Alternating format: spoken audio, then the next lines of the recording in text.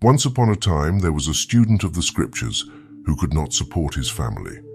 He would work hard all day, every day, and then read aloud the holy language of sacred verses late into the night.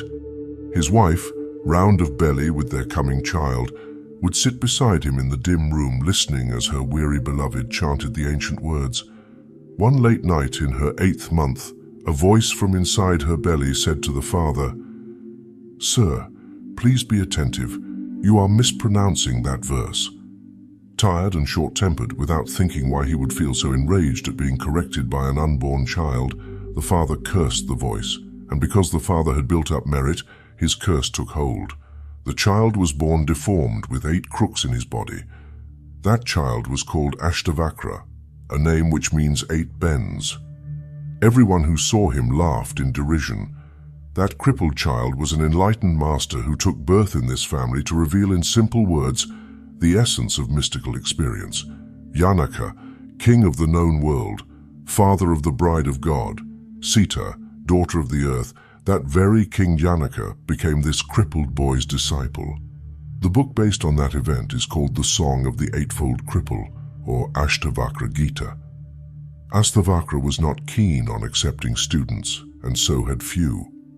When King Janaka came to hear of the wisdom of the crippled child, he approached the boy as a humble student, not a commanding king. The boy accepted the king instantly as his disciple. This caused some talk in the Sangam.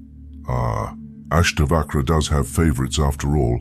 He accepted the king without any of the trials he had all of us face. This grumbling became a quiet force, and Ashtavakra knew of it.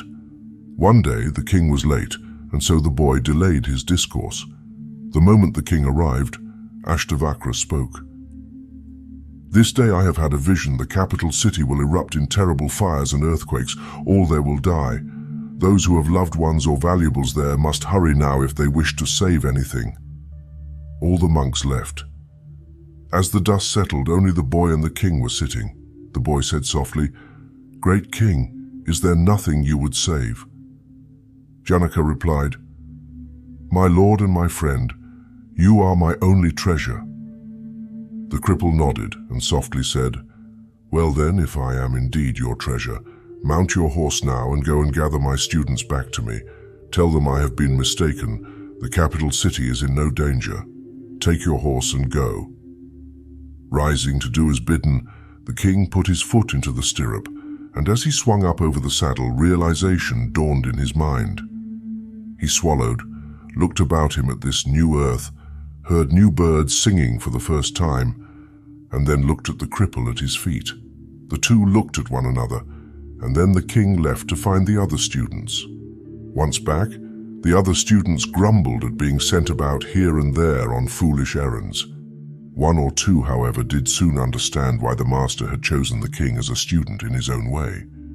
This is what was said that day, as all sat about and heard these words of nectarine wisdom.